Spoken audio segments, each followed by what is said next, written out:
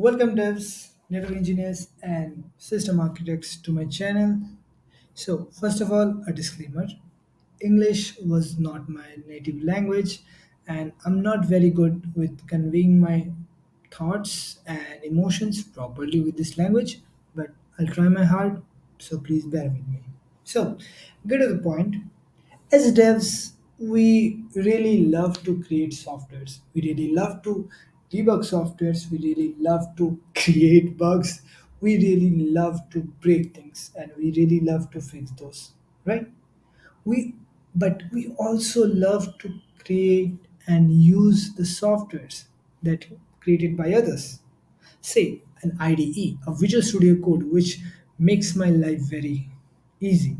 Okay, it helps me to write good code. It helps me to fix my mistakes. It has debugger like all the IDEs in the world, right? So, like those, there are other softwares which actually helps us to make and deploy softwares that we create, and it's really good, isn't it? So, as anyone who actually worked on project of like microservice that deployed on microservices, you may know the Docker. A Docker is a software which helps us to containerize our software to images, and then it can run on multiple systems without even thinking about what if they don't have that particular software installed or the library installed that helps my software to run, isn't it? Because before that we had a lot of issues with this exact reason this Docker software was built, right? And it's worked very fine.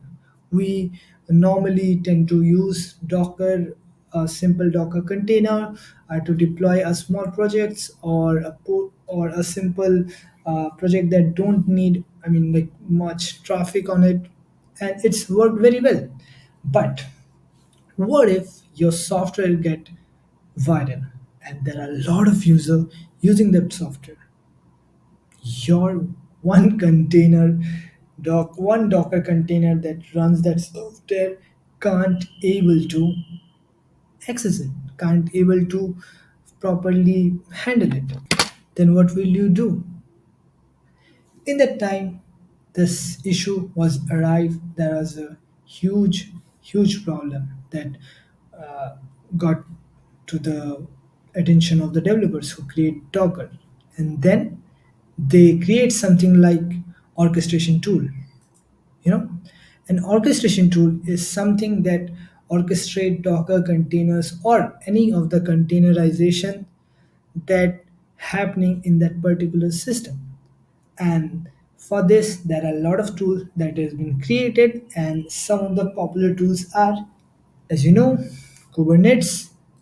We also tend to say it KATS, Docker Swarm, which is created by Docker, and it's very good. It's very easy to use, and it didn't have even like learning curve as Kubernetes because it uses same as the Docker Compose method or the Docker Compose file, as same as like this, just with changing some of the keys, properties, etc. And other than this, we had OpenShift from Red Hat, which I never used but intended to. And then we had Nomad from HashiCorp. So we are going to talk about this particular software really, and why you should or you should not use this software. Okay, so just before we talking about the Nomad, we are going to talk about a brief about Kubernetes. So about the Kubernetes, it's actually really popular orchestration tool. It's one of the famous orchestration tool, and like I could say like 90% of software companies that is deploying micro service softwares, they use the Kubernetes. If it's big enough, it uses Kubernetes. You have to know. You know, every company from Google to Facebook, they internally uses the Kubernetes as their orchestration tool. Many of the clusters, and I can give you the guarantee of this, right? Second, we have Docker Swarm, which is created by the Docker, the developers who created Docker, created also the Docker Swarm.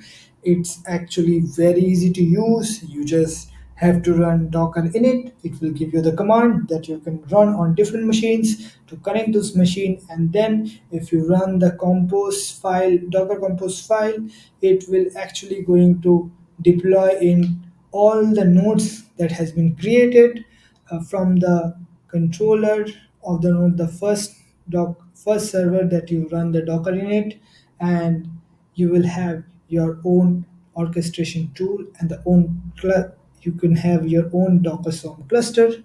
Okay, and then you can run your software. If you write all the Docker Swarm scripts right, it can also run a scaling operation for you, which can scale on a different parameters like a CPU or the RAM usage, etc. So, as you just know that what those orchestration tools are working like, let's deep dive with Nomad. So, a Nomad is a software, is an orchestration tool created by HashiCorp. If any of you know the Terraform, if any of you use Terraform infrastructure as a software uh, infrastructure as a code software, you know the HashiCorp. They actually made those things, and if you use Vagrant, HashiCorp also made that. So, after two very good and very popular software, they made this shit. Yeah, I told that. Okay, this software is very bad if you want to deploy a cluster of if you want to deploy containers of multiple services. Okay, if you are an web hosting company and you are using Nomad as your cluster, you are doomed from the beginning. Okay, there is no way to you have a peace if you run this software. Okay, okay, let's just stop this bitching for now, and let's talk about this why it is good. uh, I mean, any good that is left. Let's say. So, as you know, the orchestration tool, it's the Nomad is very simple to deploy, and this is right. This is the main reason why people try to choose this software. Okay, it's simple container orchestration, and it's really simple. I just need to so if you see this is the Nomad server HCL. So it is the configuration of of the controller that is going to deploy on Nomad. And as you can see, it's the HCL, and it's very easy to read. It's self like it just describe itself. It's self-explanatory what it is doing, and it is very easy to deploy. You just have to install the Nomad software and then run Nomad, then run the command Nomad agent run, and if you give the path to the Nomad HCL or the configuration folder, it will automatically create a cluster for you. And that's very good.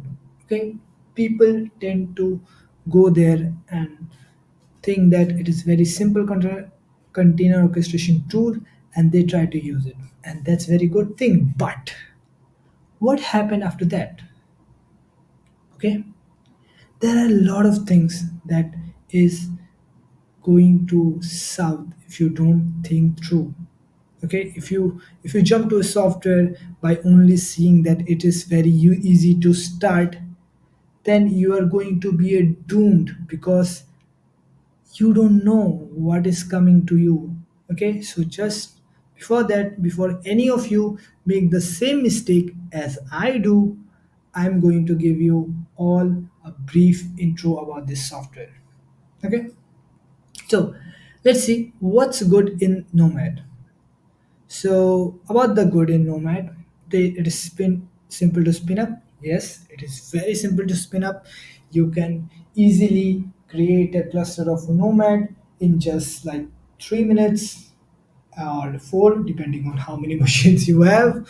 But it can like it didn't need a lot of stuff to do like Kubernetes. There are a lot of things in the Kubernetes that you have to taken care of. Otherwise, it might have little issue. But uh, as you know, Nomad don't have these issues. Nomad can simply spin up and you have the cluster in no time, and then you can simply run the job or the containers. Okay, the job files that deploy on the services that can deploy is very too easy to use and easy to deploy. You don't need much thing to headache, right? Second thing, no extra headache of permissions like Kubernetes. So in Kubernetes, there are a lot of things that you need to make sure the ACL and everything. So without that, you have a uh, very issue of security with yourself, which in Nomad you don't have. Okay, it's very simple. You can use it as other tools like Rancher, which is actually can use it one environment or one permission and act on that. But other than this, Nomad has no good qualities, except they had something, say, service mesh, which actually helps multiple software in particular group to communicate, which is good because they don't allow multi-node communication. And from here, we are going to see what is bad in Nomad. Okay, so what is bad in Nomad? I say everything except what is good in those. The only three things that is good, that is the only good in this Nomad. Okay, the first thing that is bad and that is going to like going to fuck you up is that it didn't support multi-node communication between containers. There is no whatsoever support for anything like that. If you used to create containers on Kubernetes or in Rancher or in Docker's form, you know that container from one node to another can communicate to each other if they have their name, right?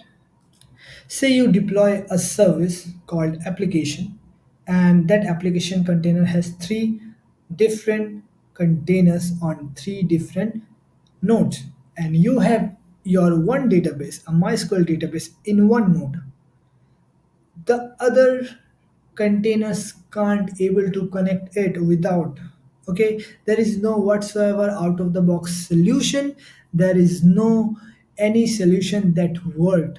I personally tried it. Okay, there is no, you can give I mean you can use CNI, but not all CNI are working, and I would say any of the CNI that is not given by HashiCorp is not working. Okay, so for example, there is one thing, the Cilium CNI that has been tried to integrate it or try to implement it with Netrip is this, and it showed that it actually working. Okay, so it actually try to use Cilium as its CNI and try to give a multi-node communication or try to give each container its own IP.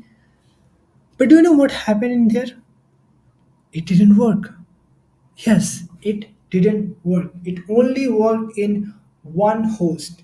Okay, so for example, if you have three nodes to you, only on same node communication can be done. Yes, it didn't have the overlay network in it, which actually most of the orchestration tool gave it. Okay, Kubernetes gave out of the box, Rancher gave it out of the box, Docker Swarm gave it out of the box, but that thing didn't.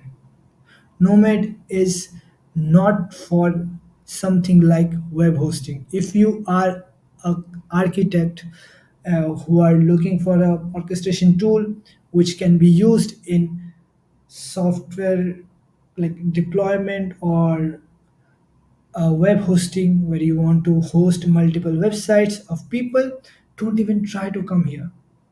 It's a hell, really. And if you don't convince now, let me tell you something.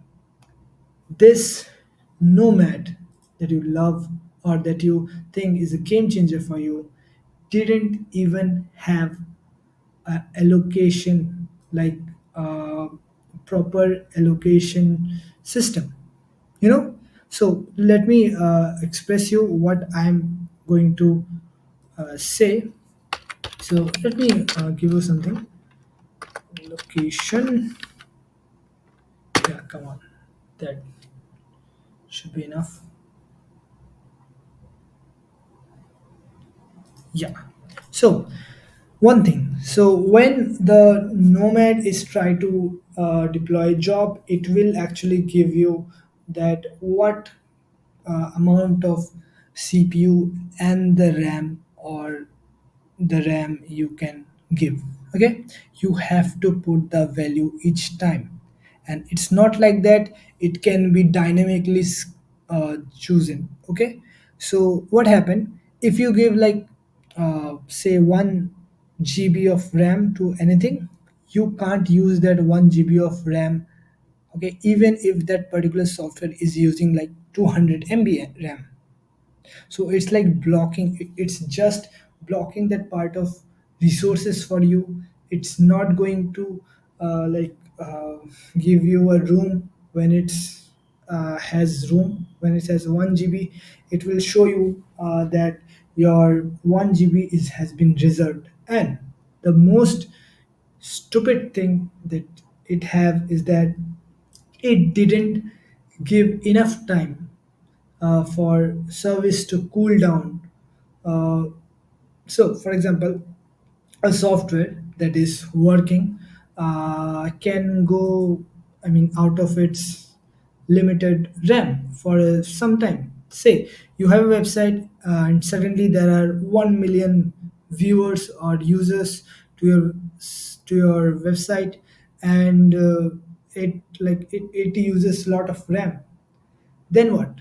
It will not try to give you enough time. Okay, what it will do is that it will just restart that particular container, and not even restart, it will delete that container, it will spin up new, and it will try until your all the customers gone away. We did that, we tried that, and it's a disaster for business. It's a disaster. You can't have dynamic allocation of resources on this. See where I'm going with this? It's a disaster as a orchestration tool because it didn't give the dynamic allocation of resources. It only gives you that when you are using the enterprise level. It's not an open source like Kubernetes is, like Docker Swarm is. Okay, they are doing business, and that's very good because that is the HashiCorp software, and they can do whatever they this. But don't indulge yourself with this software. It is the worst orchestration tool that you can have. If you design something keeping in mind in of this particular software, only thing that you will do is burn the money of your client and give nightmare to all your network engineers that is working on. Okay, so first thing is that it didn't allow overlay network to have out of the box. Okay, it didn't know how to handle dynamic allocation, and the second, it didn't even have a basic authentication system in it. Okay, and second, the most important, you can't run this software in a Docker itself. Okay, it have to be installed as a raw binary in your system. Nomad doesn't allow itself to work inside a Docker container. So everything that you need to do, that you need to write, have to be on your system, and you can't use that on any other. For example, if I have to deploy a Kubernetes software in any of my cluster, I would I would write a Docker container which hold all the software in it and compress it and make it a Docker Compose file and then run it in every system that can run that particular Compose file, and voila, we get the Kubernetes cluster. But for Nomad, it's impossible to do. They don't allow software to be installed on Docker. Okay, they explicitly ban them, and that's why we don't even, I mean, try to run that on each plus service. Okay, you can't guarantee that one service, the one cluster, a nomad cluster that deployed on one service, one system, is same as on the other, because you can't containerize that, and that is the most like frustrating thing that you have. And trust me, bro, if you use this software without even thinking that what you need, you will only damaging your business and you will only damaging your reputation. So just to make this video short, because I have very much to say about this thing and I can say it for like hours, but let to cut this whole video short. Don't use this software if you meant to use this orchestration tool as your web hosting system. Only use this software if you are using it for, like, say, a service for game servers, or servers that is running AI computations. That is very good for Nomad is actually built for those. And in 2024, the Cloudflare also using Nomad, because Cloudflare only use on their system, they use the load balances for them and the DNS service that they installed. So Nomad is very good if you had only one type of software that don't need much to do with network and communication between them. And as I have worked with this and I suffer a lot on this particular software, I want my fellow devs not to. And in this note, let's sign off. Have you have a very good day and very good future in ahead, and hope this HashiCorp Nomad will. I hope that you will never have to see a HashiCorp Nomad cluster in your life.